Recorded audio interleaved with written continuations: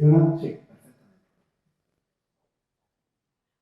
Pues sean mis primeras palabras de agradecimiento a ustedes por estar aquí presentes, a los organizadores por haberme permitido esta oportunidad, ya a uno que ya es un aviador más viejo y que tiene, como digo, esta magnífica oportunidad de estar en Granada, que además tiene para mí unas muy importantes resonancias familiares y personales, ¿no? Fue la base de Granada y siempre asociado también al Escuadrón de Vigilancia Aérea, mi primer destino cuando salí hace ya 40 y tantos años de la Academia General de Aviación. Habíamos hablado del general Rafael Hernández, que contar con él es todo un lujo, de intercambiar nuestras presentaciones, nuestras ponencias.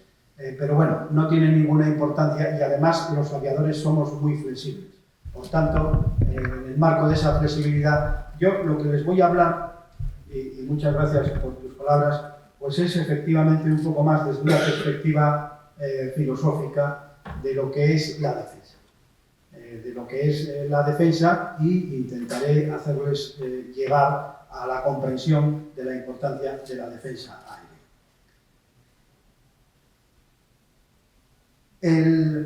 Permítanme comenzar con algunas reflexiones, por tanto, sobre esto que acabo de decir, la defensa militar, la defensa aérea, ¿no?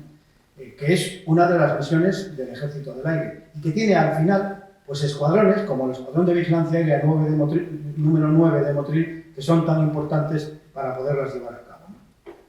Ahora bien, como decía, nosotros los seres humanos somos animales sociales, ¿no? Y desde el principio de la historia, desde el principio nos hemos reunido en grupos porque nos dábamos cuenta de que la cooperación era mucho más eficaz que la competencia, ¿no?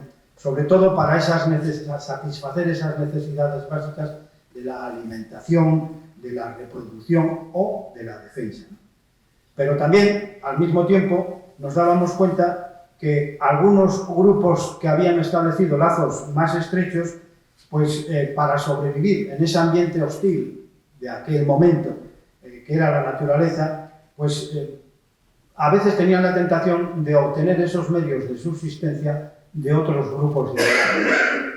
Y esto hizo que los grupos tuvieran que defenderse, tuvieran que organizarse para defenderse.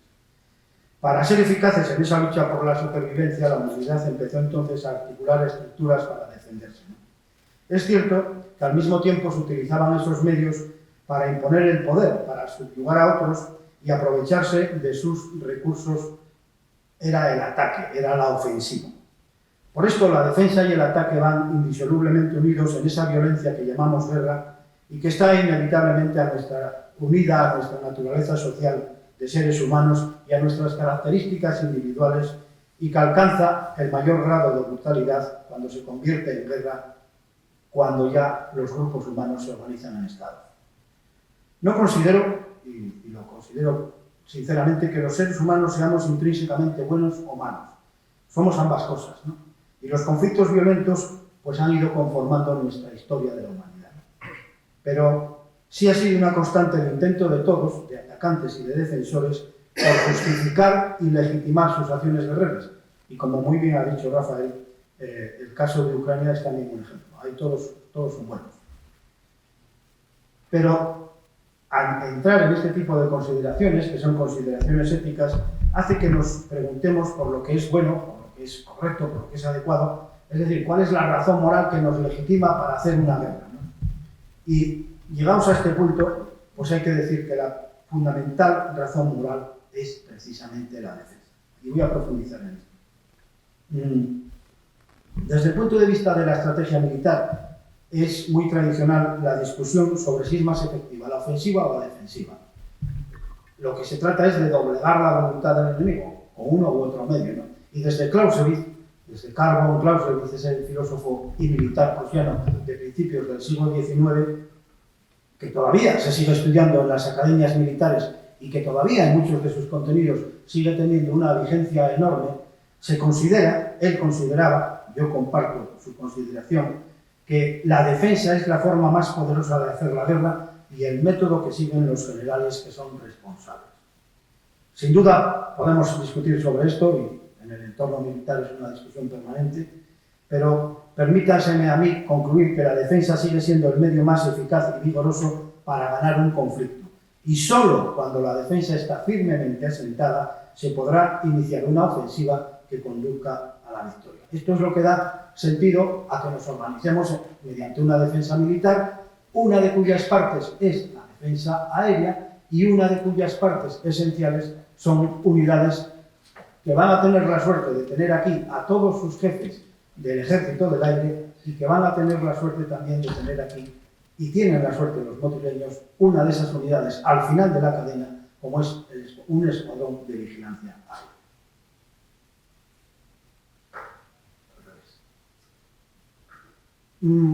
Como tengo que ser un poquito académico, pues permítanme hacer algunas reflexiones sobre la estrategia de seguridad nacional, ¿no? Para enmarcar esto que digo, ¿no? La estrategia de seguridad nacional del año 2021, aprobada en noviembre de ese año, que es la que está en vigor, ¿no? Lleva ya tiempo, no es reciente, la estrategia lo asume en su integridad, siendo una realidad que se habla más del concepto de seguridad que del concepto de defensa. El concepto de defensa forma parte del concepto de seguridad. Rafael lo ha explicado muy bien en el campo de la ciberdefensa. Ahora bien, esto no quiere decir que la defensa no sea importante. Así, por ejemplo, la Directiva de Defensa Nacional, que es un documento de política de defensa y que está en vigor del año 2020, dice literalmente: ya no existen problemas exclusivos de la defensa, pero la defensa forma parte de la solución a cualquier problema de seguridad. En esa estrategia, por tanto, se define la seguridad nacional como la acción del Estado dirigida a proteger la libertad, los derechos y el bienestar de los ciudadanos, a garantizar la defensa de España y sus principios y valores constitucionales, así como a contribuir, junto a nuestros socios y aliados, a la seguridad internacional en el cumplimiento de los compromisos asumidos. Entre otras razones, por eso en esa estrategia se recogen una serie de riesgos, una serie de desafíos, y para hacerles frente se plantean una serie de líneas de acción. Pues bien, en la primera línea de acción se plantea fortalecer ni más ni menos que las capacidades de la defensa, otra vez la defensa nacional, asegurando las capacidades militares necesarias para proporcionar una disuasión creíble y una respuesta eficaz. Luego, la segunda línea nos dice que hay que reforzar esas capacidades de la defensa a través de la investigación, el desarrollo, la innovación tecnológica como vectores estratégicos. Y una tercera que dice que hay que aprovechar las tecnologías duales, utilizando la cooperación público-privada, aprovechando las sinergias entre las diferentes herramientas, no solo nacionales, sino también internacionales, aprovechando, por ejemplo, sinergias con la Unión Europea, el Fondo Europeo de Defensa, la cooperación estructurada permanente, o también con la OTAN, algo que ya se está haciendo. Esta aproximación, por tanto, pues de ello quisiera destacar que es necesario tener una visión integral de los riesgos y amenazas a la seguridad, que incorpore, por cierto, esos riesgos y amenazas a la seguridad que nos afectan específicamente a nosotros, a España, esos que están ahí en el flanco sur, ¿no? Sí, el flanco ese que en los días, desde la montaña, en los días claros vemos al otro lado del mar. Pues eso también hay que tenerlo en cuenta, y eso España se está esforzando mucho en que, primero, en tenerlo en cuenta como amenaza no compartida, pero también trasladar esa idea a aquellas organizaciones internacionales de seguridad y defensa que también nos pueden y deben ayudar. ¿Qué es entonces la defensa nacional? Algunas ideas claras, ¿no? Bueno, podemos incluso definirla, ¿no?, como una competencia exclusiva del Estado y un componente fundamental del concepto de seguridad nacional. Se trata de un servicio público esencial, pues su garantía es una condición necesaria para que nuestra sociedad pueda vivir en paz y en libertad. La defensa nacional tiene varias características esenciales que quisiera remarcar. Primero, es una tarea común de todos, es decir, nosotros, los militares, somos la punta de lanza. Y dentro de esa defensa, de la defensa aérea, somos absolutamente imprescindibles. Pero, globalmente, todos los ciudadanos deben de colaborar a la defensa nacional. Los ucranianos nos están dando un buen ejemplo. Pero esa defensa nacional, desde el punto de vista del derecho internacional, también está respaldada. Es absolutamente importante y legítimo preguntarse esto. Pues está claro que está respaldada. De hecho, nuestra Constitución, en el artículo 96.1, dice que aquellos tratados internacionales debidamente firmados por España pasan a formar parte de nuestro ordenamiento interno.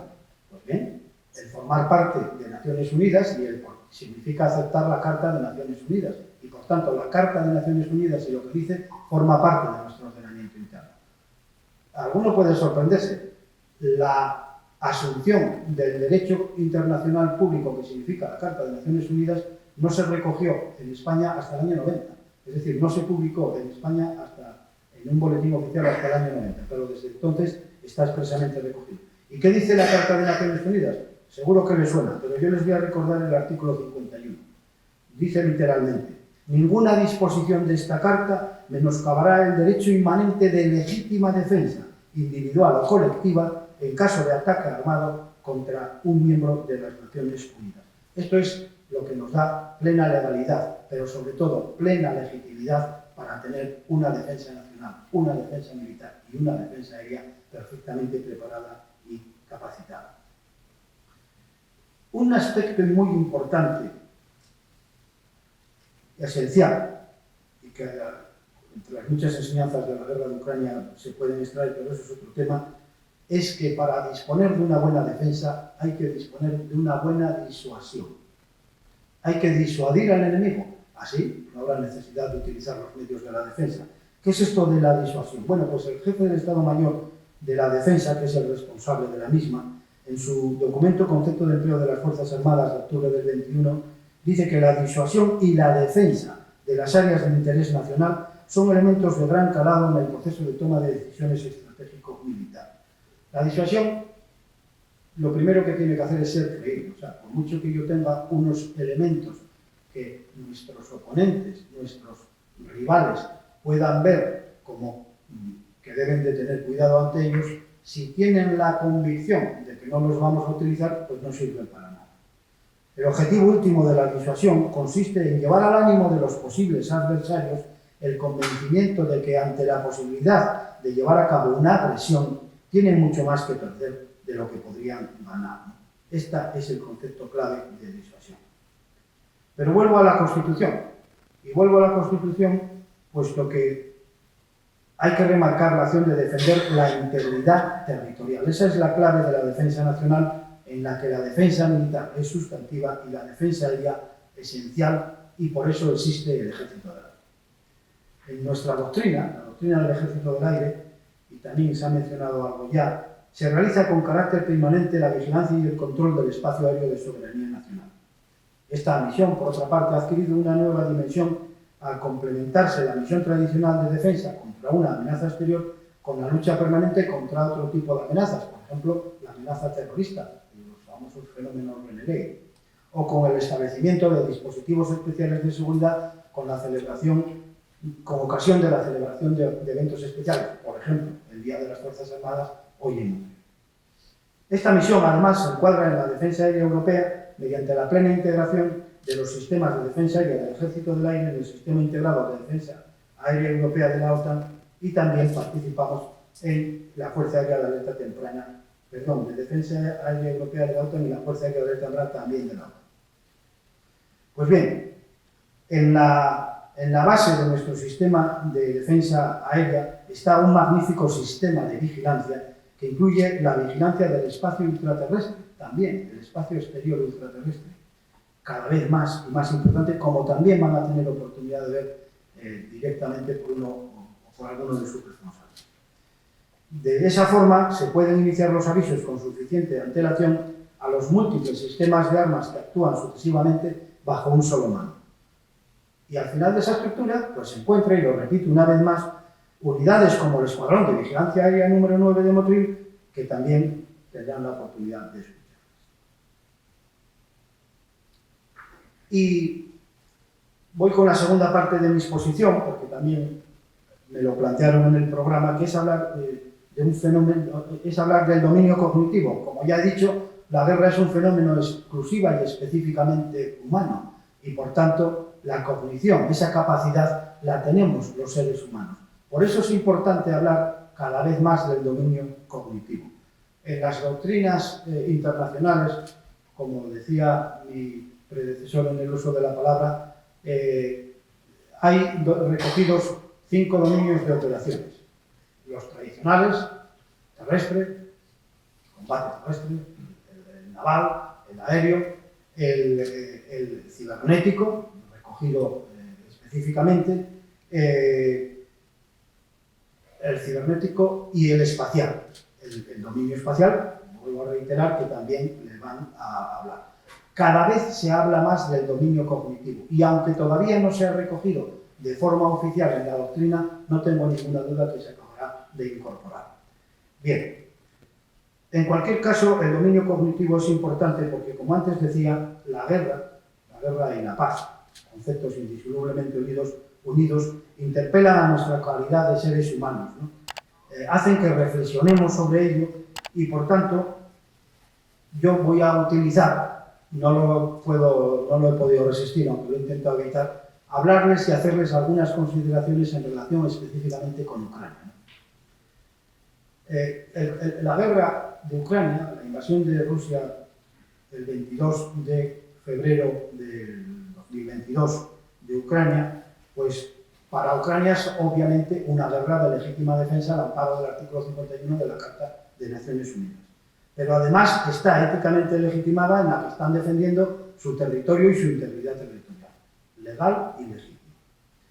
Putin, obviamente, cuando decidió invadir Ucrania, como muy bien has dicho, no evaluó adecuadamente la capacidad de defensa ni la voluntad y el sentimiento patrio de los ucranianos, como tampoco evaluó el apoyo que Occidente le iba a dar, económico, diplomático y militar, y que es lo que le ha permitido y le sigue permitiendo, y que es lo único que le va a seguir permitiendo, porque acaba la guerra, la posibilidad de defenderse de los. Pero en todas las guerras ocurre lo mismo. Todos los intervinientes, Rusia en este caso como agresor, Ucrania como país que se defiende, organizaciones internacionales o países terceros que se ponen a favor de uno u otro, todos dan razones no solamente para decir que esa guerra es legal, sino también que es legítima. O sea, dan razones morales, apelan al dominio cognitivo, a nuestra condición de seres humanos, ¿no? Eso es muy interesante, el estudiarlo y el analizarlo, lo que dicen unos, lo que dicen otros, y desde esta perspectiva humanista y filosófica, ¿no? En cualquier caso, analizar esta dimensión ética de la guerra de Ucrania es muy complicado, y más cuando todavía está teniendo lugar. Analizar una guerra cuando está teniendo lugar es muy delicado, porque todas las fuentes están distorsionadas. Solamente a posteriori se podrán las fuentes ser más rigurosas y hacer los análisis más profundos. Retomemos entonces ese concepto de dominio cognitivo, que, como ya he dicho, es un escenario en el que se libran combates, sobre todo en el campo de las narrativas que se dirigen internamente y las que se dirigen al exterior, ¿no? La información siempre se ha usado como arma, pero en los conflictos modernos, las tecnologías digitales, esa inteligencia artificial, las redes sociales, han multiplicado las campañas de intoxicación informativa que se parecen cada vez más a operaciones psicosociales de desestabilización política y de propaganda ideológica, difundidas a gran velocidad y escala, además, por Internet. En el dominio cognitivo, la información y la propaganda son elementos esenciales, y las máquinas, en el ejemplo que pongo, ruso por un lado y ucraniano occidental por otro, se siguen empleando con toda intensidad mediante acciones de desinformación, las famosas fake news, ¿no?, intentando controlar las opiniones públicas propias y ajenas a las que todos estamos sometidos, y que además esas opiniones se trasladan a los líderes políticos y tienen influencia en sus decisiones. Ya en la operación de la toma de la península de Crimea en 2014, Rusia llevó a cabo una campaña de desinformación magnífica, dentro y fuera de Ucrania, y logró ocultar sus objetivos y negar de forma plausible su responsabilidad hasta que logró consumar la operación. La narrativa interna rusa, de hecho, remarca la necesidad de que la operación militar especial, nunca mencionan la palabra guerra, para ellos es una operación militar especial, entre otras cosas, porque así se evitan tener que responder ante el artículo 51 de la Carta de Naciones Unidas. Pero bueno, aparte de eso, esa operación militar, dicen los rusos, es frenar a la OTAN para que Rusia no se desintegre, ni más ni menos. Por eso dice que es una amenaza existencial. Y como amenaza existencial, y país nuclear que es, por eso nos amenaza con el uso de la armas. Es el intento en su frente interno para controlar el papel que Putin cree que Rusia tiene destinado a la historia, y que es ser, lo ha sido, ¿cierto?, un gran país y una gran hiperpotencia. Ucrania, por su parte, y para reforzar sus propias narrativas, pues ha tomado una serie de medidas. Por ejemplo, prohibir cadenas y medios de comunicación rusos, prohibir incluso formaciones de izquierdas ucranianas, todo eso para controlar las narrativas, firmar una ley dirigida a frenar la desinformación. Y esto que yo lo estoy diciendo lo digo críticamente, es decir, no estoy de acuerdo con esta, otros podrán opinar otra cosa, con esta actuación de Ucrania, ¿no? Igual que no estoy de acuerdo con una ley que aprobaron sobre los medios de comunicación que tenían que actuar en Ucrania, que están actuando, porque esa ley va en contra de algunos principios de su propia constitución ucraniana, por cierto, una constitución que reformó para poder entrar en la Unión Europea, ¿no? Por eso digo que no estoy de acuerdo, ¿no? Porque se aleja de los parámetros morales y legales sobre la libertad de difusión, la transparencia y el acceso a la información. Pero no hay duda de que en una guerra, incluyendo las defensivas, como la que hace Ucrania, todos los instrumentos se ponen al servicio de la causa, por lo que los desmanes, otro ejemplo, y atrocidades rusas, por ejemplo, y que además son muy frecuentes e incluso establecidas por organismos internacionales, pues se amplifican. Incluso aquí los recibimos amplificados, mientras que los desmanes y atrocidades ucranianos, que por otro lado son más puntuales, pues prácticamente no sabemos nada, pero también van a ocurrir. Y en el campo de la narrativa externa, bueno, pues en el campo de la narrativa externa está claro que es la que hace Rusia, por ejemplo, sobre las poblaciones occidentales, sobre Europa, sobre nosotros, pues no ha conseguido demasiado éxito, ¿no? De hecho, si alguna vez se pensó que Rusia era un país que intentaba ser una democracia, hubo un momento cuando hubo la implosión de la URSS que lo parecía, ¿no? Con Gorbachev, con Yeltsin, pero duró poco. Pues ahora es casi, se le considera casi un estado fallido, ¿no? Incluso China e India, que son países que apoyan, al menos en lo retórico, al menos en lo económico sin duda, en lo diplomático a Rusia, pues ven que Putin cada vez les hace más difícil mantener esa posición, ¿no? Pero China, por ejemplo, pues sigue manteniendo rusos lazos con Putin y con Rusia, y se reunieron en marzo de este mismo año, y además fue una reunión muy importante donde salió unas consideraciones muy importantes, ¿no? Acabo esta parte diciendo que todas estas son aseveraciones que son cuestionables. Como decía mi antecesor, cuando ya vas sobre el terreno y empiezas a verlo, pues ves que ha habido cientos de miles de muertos, por un lado y por el otro, y por tanto, lograr la paz y lograr la conclusión de la guerra partiendo de estas narrativas, partiendo de este dominio cognitivo, está francamente difícil. Y esto me lleva a la última parte, ¿no?, que es si se podrá concluir la guerra y cómo, ¿no? Hay muchos factores que yo considero son importantes. Por un lado está el tiempo. El tiempo juega en contra de los ucranianos, aunque pudiera parecer lo contrario. Luego hay que relacionarlos todos, claro, pero el tiempo juega en contra de los ucranianos porque, como ya he dicho y hay que reiterar, la razón de que Ucrania se siga defendiendo es gracias al apoyo occidental en general, Estados Unidos, la Unión Europea, países democráticos, Australia, Japón, Corea, etc., ¿no? Si ese apoyo, que es económico, que es militar, que es diplomático, que es moral, finalizara, Ucrania hubiera finalizado. ¿Y qué ocurre? ¿Y por qué tiene importancia el tiempo? Porque existe un riesgo, y es que las opiniones públicas occidentales, o sea, nosotros, nos cansemos. Llegue un momento que nos cansemos y el cansancio de la guerra se traslade a nosotros, porque la inflación sube, los alimentos han subido, porque cada vez cuesta más trabajo llegar a consensos dentro de la Unión Europea porque empiezan a haber decisiones, y por toda una serie de razones. En consecuencia, si ese cansancio se traslada a los dirigentes, que son los que tienen que tomar las decisiones, y llega un momento en que dicen que ya no vamos a seguir apoyando a Ucrania, pues eso acabaría con la guerra. Otros elementos más de contenido geoestratégico a tener en cuenta, pues son el papel de potencias internacionales, como China, como la India, como el denominado Global Sur, ¿no? Que son todos los países que están ahí viendo lo que pasa y que les preocupa poco la guerra en sí, sino lo que les preocupa es los resultados que les está produciendo, como por ejemplo una hambruna enorme en África como consecuencia de la pérdida de exportaciones del grano ucraniano y del grano ruso también. Y además esto decía que hay que unir otros factores como el hecho de las sanciones. Se han producido 10 paquetes de sanciones por parte de la Unión Europea y hay que ser realistas. No han producido los efectos que se esperaban. ¿Por qué? Entre otras cosas porque hay que mantenerlos.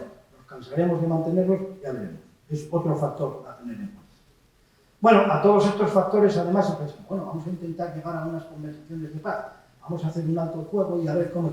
Pues hay problemas enormes. Por ejemplo, problemas, la península de Crimea. En 2014 ocupó Rusia de facto y mediante un referéndum ilegal no reconocido internacionalmente incorporó a sus territorios. Lo mismo que las provincias del Donbass o las provincias de, voy a decir el nombre, Yarkov y Zaporilla, que también las han incorporado ilegalmente a su territorio. Todos esos son problemas muy serios que habrá que resolver y que hacen que es muy difícil. Otro problema, ¿qué mediador podemos utilizar? Pues, a ver, la Unión Europea no. Putin ni quiere hablar con la Unión Europea. Habla con los líderes individualmente. Habla, por ejemplo, con Macron, pero como presidente de Francia, no como representante de la Unión Europea. Esto es muy interesante. Las guerras, cuando hay incluso un claro vencedor militar, suelen finalizar con conversaciones de paz que conducen a un tratado que determina el futuro, al menos el inmediato. Es lo que se llama el jus post bellum, ¿no?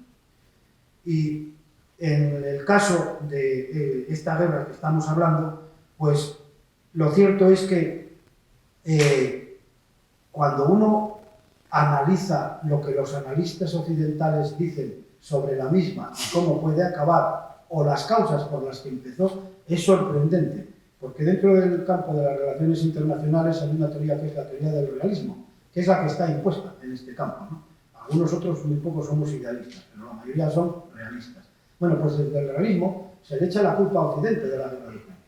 No tanto por justificando la invasión que hizo en febrero del 22, que de ninguna manera lo justifica, sino por los antecedentes de lo mal que se le ha tratado a Rusia, engañándola, diciéndola que la OTAN nos iba a ampliar hacia el este, engañándola entre comillas, que no hay tal engaño porque no hay nada escrito, esto también es para otra conferencia.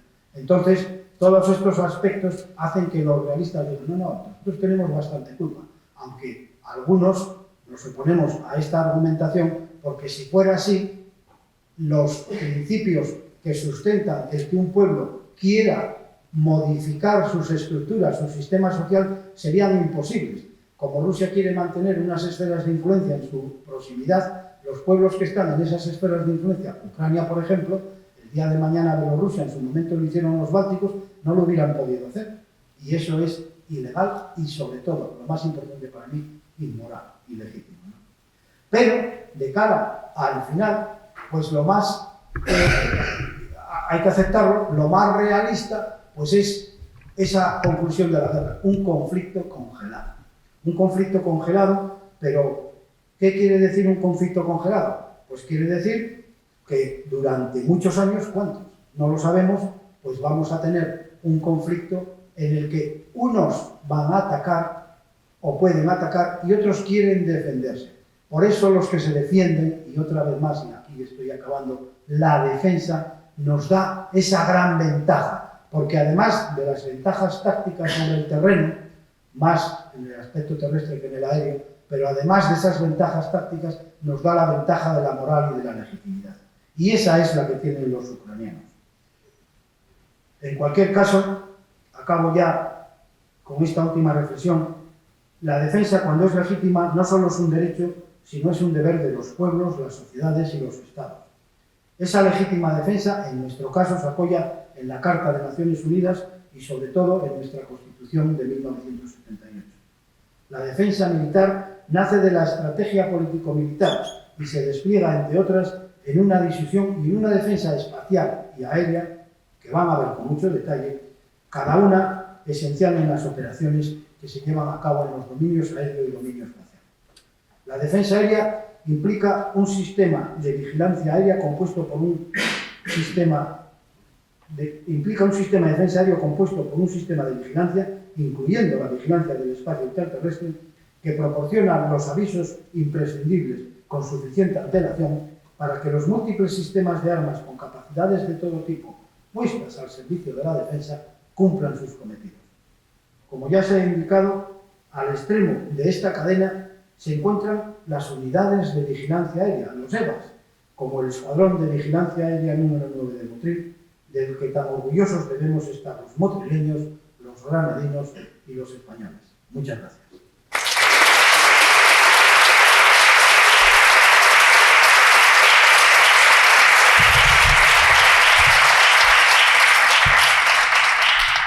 No sé si hay tiempo para un par de preguntas.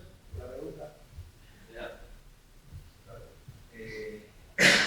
Muy breve las preguntas. Como para sigue Clausewitz muy presente en la vida militar, siempre se habla de él. La pregunta es, ¿sigue vigente? Y si es positiva la respuesta, ¿por qué? Sí, sigue vigente. Sigue vigente en muchos aspectos y en otros menos vigentes. Un aspecto en el que no sigue vigente, Clausewitz no consideró la dimensión moral de las guerras. Como anécdota, y no tengo más remedio que mencionarlo, pues yo he escrito un artículo poniendo a parir a Clausewitz por eso. Pero cuando lo analizas con profundidad te das cuenta de que en realidad sí considera algunos aspectos de ética militar, pero referidos a ello. Pero bueno, como decía, en algunos aspectos sí, en otros no. ¿Y por qué sigue vigente? Porque sigue vigente lo más importante. Las guerras son un fenómeno humano. Las guerras son, solo los seres humanos hacemos guerras. Otros animales pueden hacer otro tipo de cosas, pero no son guerras como tales. Esa destrucción del enemigo, ese matar y morir, hay que decirlo con toda su crudeza, porque los militares, la UME está muy bien, y tiene que seguir y cada vez más, pero nuestra misión fundamental es hacer la guerra. Y hacer la guerra significa emplear la fuerza letal, y emplear la fuerza letal significa arriesgar mi vida, pero también tomar la vida de los demás. Y para eso, como ser humano, tengo que tener unas convicciones morales profundamente arraigadas. Por eso es tan importante la defensa, porque es lo que me da el sostén y es lo que me da la legitimidad para ser ni más ni menos que militar y ejercer y emplear las armas que la sociedad democrática delega en nuestras manos.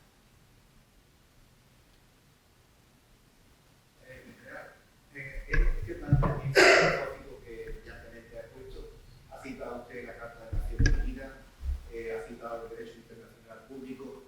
¿Qué opinión le merece, a vista de los acontecimientos actuales, en qué lugar queda el derecho de los conflictos armados, el derecho internacional humanitario, que se dedica a la Ginebra de los Convenios? Estupenda, magnífica pregunta, muchas gracias. El derecho internacional humanitario, desde el realismo ofensivo y el realismo defensivo, pues no lo consideran, ¿no? Dicen que, bueno, que está muy bien que se haga todo este tipo de tratados internacionales que van encaminados a introducir restricciones en el desarrollo de las guerras, proteger a los no combatientes, proteger a mujeres y niños, una utilización de armas que produzcan sufrimientos innecesarios, etcétera, etcétera, etcétera. Bien, mi opinión personal es que el derecho internacional humanitario en este tipo de guerras se deteriora, pero eso no quiere decir que deba desaparecer. Como decía antes, ya me defino como idealista, es decir, que lo que se ha logrado ha sido un progreso moral de la humanidad. Si analizas cómo se hacían las guerras en los pueblos primitivos a cómo se hacen ahora, ha habido una variación. ¿Ha sido mejor? Las guerras siguen siendo igual de lamentables. Es una derrota. Ya el hecho de que haya una guerra es una derrota para todos. Pero el hecho de que la humanidad haya avanzado en sus progresos, en el principio de defensa de la dignidad esencial del ser humano, es un gran avance. Y eso no se puede vencer, no se puede olvidar. Se le critica al derecho internacional humanitario que está respaldado por Naciones Unidas. Y se dice, bueno, ¿y quién es Naciones Unidas? ¿Cómo impone Naciones Unidas ante aquellos que no cumplen con el derecho internacional humanitario? Por ejemplo, Rusia, que además es miembro del Consejo de Seguridad y que puede vetar las resoluciones del Consejo de Seguridad, que es el que tiene la responsabilidad de la paz y la seguridad internacional. Pues se critica y por tanto se dice el derecho internacional humanitario no vale para nada, pero sí vale. Sí vale porque, vuelvo a lo mismo, es el que nos da esa convicción moral de que las cosas se pueden hacer mejor. Esa convicción de que avanzamos, de que hemos avanzado. Aristóteles, 300 años antes de Cristo, decía que uno de los estados naturales del ser humano, lo mismo es muy importante, era la esclavitud. ¿Quién defiende ahora la esclavitud? ¿Quién sería capaz de decir, no, la esclavitud es una... hay clavos, hay señores y tal? Pues hemos avanzado. Lo que pasa es que los avances, como el del derecho internacional humanitario, no son lineales, son avances y retrocesos, avances y retrocesos, son en sierra. Pero la fecha que falta de reformar un mecanismo de la justicia penal internacional, ahí hay un gran campo de trabajo. Hay un campo de trabajo y hay mucho establecido. El Tribunal Penal Internacional de La Haya ya ha imputado a Putin por crímenes de guerra. Ahora bien, seamos realistas, no tenemos más remedio. En este momento no hay ninguna probabilidad de que Putin pueda comparecer ante el Tribunal Penal Internacional de La Haya por los crímenes de guerra cometidos, concretamente con ocasión de coger a niños ucranianos y llevárselos a Rusia para meterlos allí con familias, tal y cual. Vamos, un crimen atroz, demostrado, por cierto, vamos, demostrado, con unas, no está demostrado porque no ha habido juicio, pero tendrá que, con pruebas muy palpables, ¿no? Ahora, ¿qué posibilidades hay de que Putin o los dirigentes rusos vayan a ser llevados antes? De momento ninguna. Dentro de 20 años, como ocurrió algo parecido con la guerra de la antigua Yugoslavia, pues a lo mejor existe la posibilidad de que eso ocurra. Pues muchísimas gracias y creo que no le robo más tiempo. Muchísimas gracias.